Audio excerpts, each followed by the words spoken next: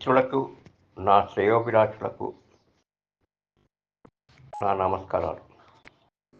ఇటీవల నుంచి కాదండి, గత 50 సంవత్సరాలుగా నేనిన్నవి, చదివినవి, చూసినవి కొన్ని మంచి మాటలు మీకు చెప్పాలనుకుంటాను. వినండి.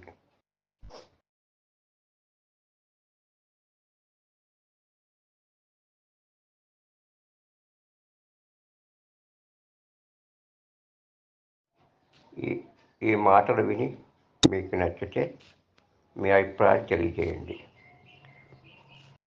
ఇట్లు మీ రమేష్, సీనియర్ జర్నలిస్ట్. మంచి సినీ నటుడు చిరంజీవి గారు చెప్పినట్టు, మంచి జరిగితే మైక్లో చెప్పండి, అంటే గట్టిగా చెప్పండి, అందరికి వినపడేట్టు. అదే మన ఇంట్లో చెడు జరిగింది అనుకోండి, చెవుల్లో చెప్పండి, అంటే నెమ్మదిగా చెప్పుకోండి అర్థం. అదండి. అలాగే మన దేవాలయాలు వెళ్తాము, పూజలు చేస్తాము, విగ్రహాలకి పూజలు చేస్తాము, ఎంతో డబ్బులు ఖర్చు పెడతాము. అట్లా కాకుండా మన పట్టుకున్న అమ్మా నాన్నలకి వీలైతే పూజ చేయండి. పూజ కాకపోతే కనీసం దేవగారికి దండం పెట్టండి. వాళ్ళు ఒకవేళ చనిపోయి ఉంటే వాళ్ళ పటాలు మన ఇంట్లో పెట్టండి, పూజలు చేయండి. ప్రాణం లేని విగ్రహాల కన్నా మనకి జన్మనిచ్చే తల్లిదండ్రుల పటాలకి నమస్కరించి రోజు పూజ చేస్తే వాళ్ళకి ఆత్మ సంతృప్తి కలుగుతుంది. పూజ చేయలేని పక్షంలో కనీసం గుర్తు చేసుకోండి, ఒక్క నిమిషం రోజు. ఇంకా మన ఇంట్లో ఎవరైనా పుట్టిన వెంటనే ఒక మొక్క నాటండి, వాళ్ళ జ్ఞాపకార్థం. చనిపోయిన వారి ఆత్మ శక్తిలో మొక్క పెరిగి చెట్టు అవుతుంది, అది పెద్దగా అవుతుంది. మన గుర్తుగా ఉంటారు, బలానా మా నాన్న, బలానా మన అమ్మ, వారికి గుర్తుగా. అదే మన ఇంట్లో పుట్టారనుకోండి, మొక్కతో సహా చెట్టు పెరుగుతుంది.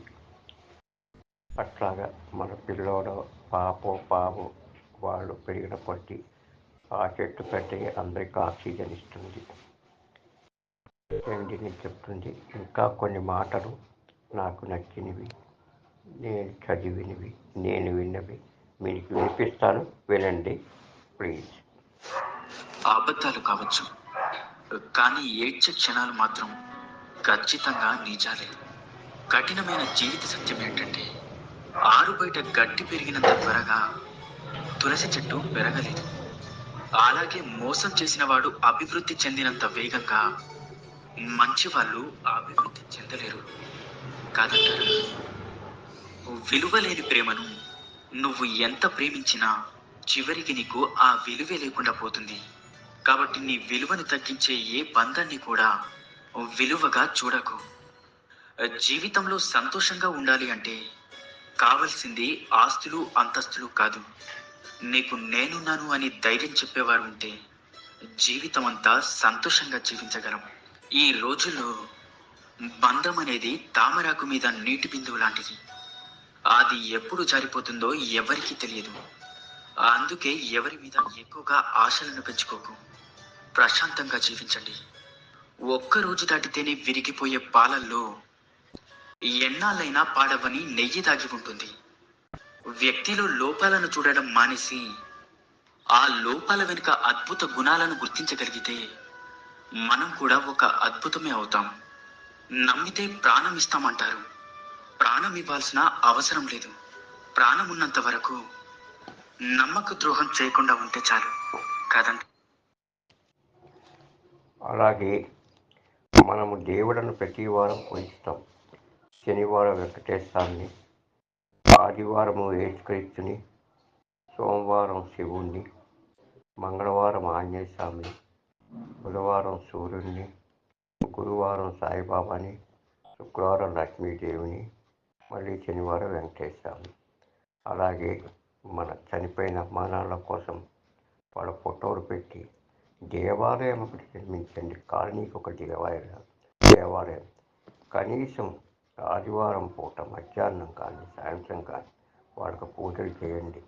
వాళ్ళు చనిపోయిన దినాలలో వాళ్ళ జయంతి వర్ధంతుల సందర్భంగా కనీసము బీదవారికి అన్నదానం చేయండి. అక్కడికి వచ్చే భక్తులకి, అమ్మా నాన్నను ప్రేమించే భక్తులను పండ్లు మాత్రమే తీసుకురమ్మని చెప్పండి. ఆ పండ్లని అందరు బీదవాళ్ళకి పంచిపెట్టండి. పండ్లు, పాలు, ఏమైనా పులిహార లాంటివి కూడా నైవేద్యం పెట్టి అమ్మా నాన్నలకు వారి గుర్తుగా బీదవారికి, అనాథలకి ఆ పండ్లు, పాలు ఇవ్వండి. అదే మనం చేసుకున్న మనకెంతో పుణ్యం. దేవుని లేని విగ్రహాన్ని పూజిస్తాం. ఏదో ఒకటి మంచి జరిగితే దాన్ని నమ్ముతాం. దేవుడు అని నా దృష్టిలో అడిగితే ఒక్క లైన్లో చెప్పాలంటే నమ్మకము ప్లస్ భయం ఇది దేవుడు. నమ్మకము ప్లస్ భయం ఈక్వల్ దేవుడు. నమ్మకము ప్లస్ భయం ఈక్వల్ దేవుడు. అలాగే ఒక్క మాట చెప్తున్నాను. మన జంతువుల్లో, మనుషుల తర్వాత జంతువుల్లో ముఖ్యంగా అన్ని జంతువులు ఆహారం సంపాదించుకుంటాయి, చీమ దగ్గర నుంచి ఏనుగు వరకు. అయితే మన ఇంటి ముందు తిరిగే కుక్కలు మాత్రమే సంపాదించుకునే సొంతంగా. కాబట్టి ఉన్న దాంట్లో మనం మిగిలింది కుక్కలకి పెట్టండి రాత్రిపూట. ఎందుకంటే సొంతంగా వేటాడి జీవించలేవు.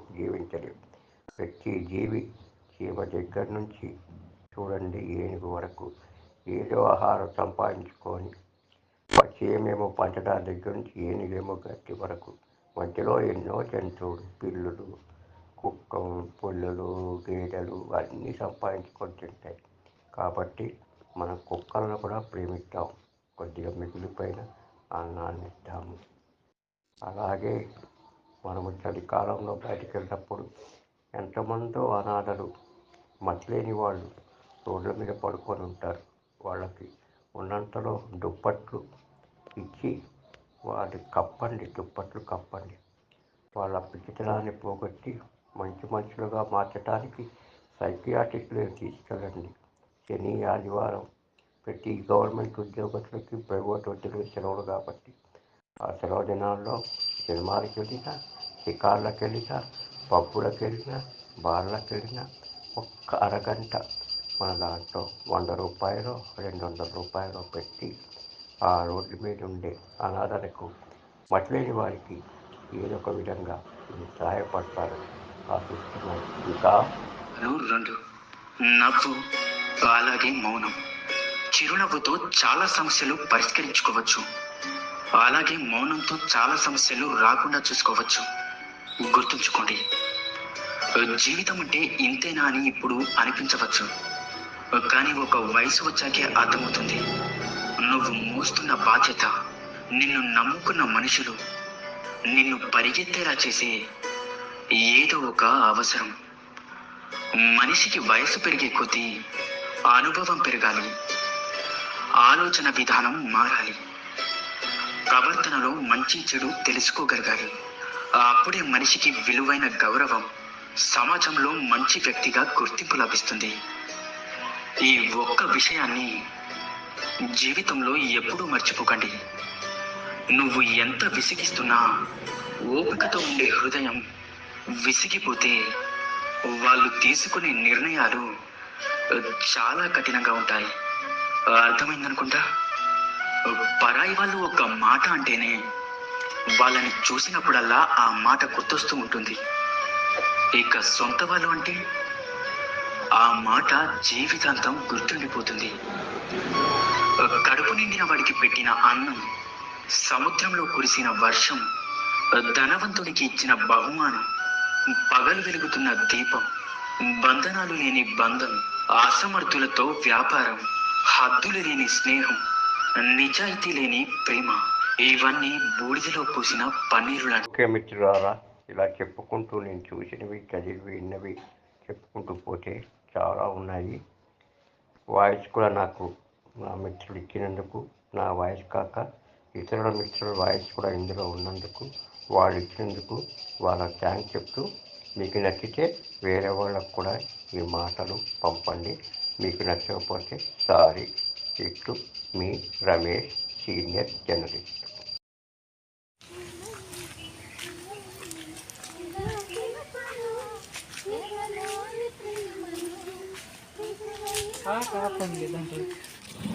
సార్ ఎక్కడి నుంచి వచ్చారమ్మా? చింతపల్లి హైదరాబాద్ కొంచెం చూశారా? చూడలేదు, మాకు కొత్త సార్. అబ్బా ఆంధ్ర భాష బాగానే మాట్లాడుతున్నారు. అసలు చూసారా ఏమో చూడలేదా? చూడలేదు ఏమి సార్, మాకు రూమ్ కావాలి సార్. రూమ్ కాదు, మేము గెస్ట్ హౌస్ ఇస్తాము. మీరేమో గెస్ట్ హౌస్లో ఉండండి, పిల్లలేమో గార్డెన్లో ఉంటారు. సెక్యూరిటీ ఆఫీసర్ గారు ఉంటారు, సెక్యూరిటీ ఆఫీసర్ గారు నాని బాబు గారు అని. మీకు ఏమైనా నైట్ వాటర్ కావచ్చు అర్థమా? అర్థమైందమ్మా? అర్థమైంది. చెప్పండి. మళ్ళీ మీకు ఏమన్నా కావచ్చు ఇన్ఫార్మ్ చేయండి, నేను ఫోన్ చేయండి, నాకు ఫోన్లో టచ్లో ఉండండి. మొత్తం ఏం చేసినా సరే నాని బాబు గారు సెక్యూరిటీ ఆఫీసర్ గారు ఉంటారు. ఓకేనమ్మా? మీరు ఏం చేస్తారంటే ఈ గెస్ట్ హౌస్ పక్కనే అమ్మా, అక్కడికి వెళ్ళండి. ఈ పక్కకు వెళ్ళండి. ఓకే.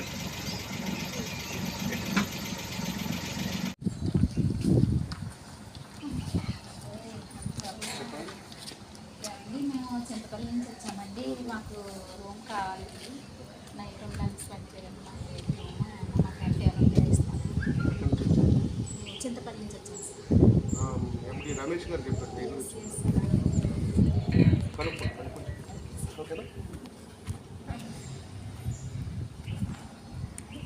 ఈ లోపు అలా వెళ్తుండని ఆయన వస్తారు, ఈయన మళ్ళీ సారేమో ఆయన వచ్చారు, ఆయనతో మాట్లాడి అంటారు.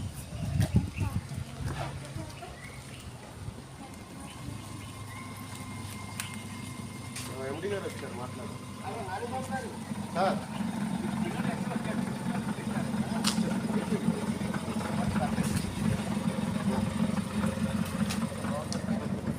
ఇప్పుడే అడిగారు.